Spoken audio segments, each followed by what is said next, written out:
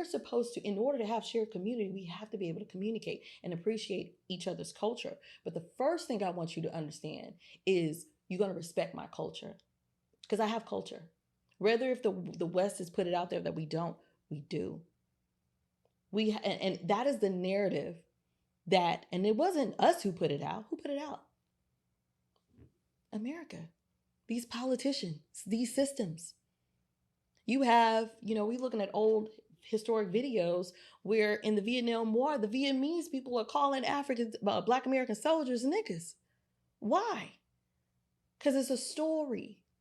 And everybody gaslights us, honestly, around the world, or who the hell we are. And we walking around here kind of like, we're resilient beings. Data, history, everything shows it. And they don't want us to be able to have an awareness. And I keep stating over and over about being interrupted as a culture. Who are we as a culture uninterrupted? Who are we? We are unstoppable people. But we have to know that first.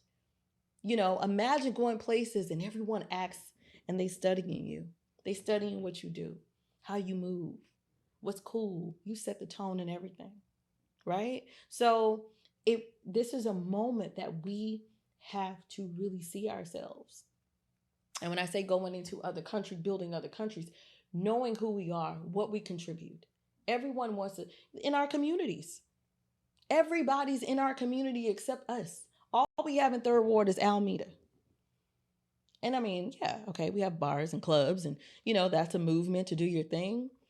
But the Chinese been in our community. The Indians been in our communities, right? Everybody profits off of us. And it's unfortunate that we have to get to a point where we got to fight for it. This shit, you got to fight at this point. There's no, let's be peaceful. No, the minute I sit next to anybody who disrespects my culture, I'm going to check you. I'm going to teach you in this moment. Some will fight. Some we're going to have a conversation because you will respect me. You have to respect me. And that's anywhere in the world, So I'm extremely passionate. And I haven't looked, to be honest, much into the foundational Black, like you were just explaining. Like, I know who we are. So I'm not going to say I don't know what foundational Black people mean. I see the social media. I just want us to be on one path and one chord, and that we work and we navigate around the world like that, So when I say passionate, when I say let me land, it's me landing in my resilience, right? Confidently speaking on who I am, teaching our own children. You have somebody like this woman who sat next to me on a panel and talked about how ghetto the parents are. She was teaching your children. They're feeding your children. You know what I mean? These people are feeding the foods and all the things that, I almost sound like deja vu of our conversation that we had 3 years ago, but it's a reality. We have to get a hold of our culture. It's been that long since I interviewed you? It's been that long? 3 years. Oh, wow. That's a long time. Yeah, I should absolutely have you back on the show more often because you got a lot to say and I do. a lot to offer. I want to ask you a two-part question about your passion for your community, right? Yeah. The first part is when it comes to the passion that you have in the community, how do you balance passion with strategy? And with how do you balance passion with strategy and minus the noise? Oh man.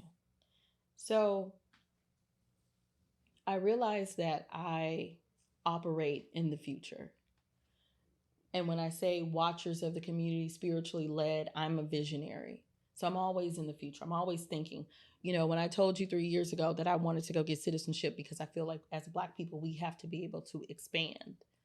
People are like, oh, I'm not going to Africa. I'm America. This is the center of the world. We better than everybody. No, these were the comments, right? But I also, it's a knowing, it's a spiritual gift, right? And to your question, I operate in the future. And sometimes when you operate in the future, I know Kanye said something where you operate in the future, but you can lose the audience of the present because people don't understand. And it's not easy because I'm trying to translate to you something that a spiritual gift that I know that I foresee that's going to happen, and I have to move. And to sit here and to go back and forth with you about something you don't understand. So I have to keep going. So it's not easy when you're not around your tribe of people that get it. You have to be around people that speak life into you and see what you, man, that's great, keep going, what you see, oh, I trust your intuition, I trust what your spiritual gift is, because if not, you would get stuck here and you get stressed.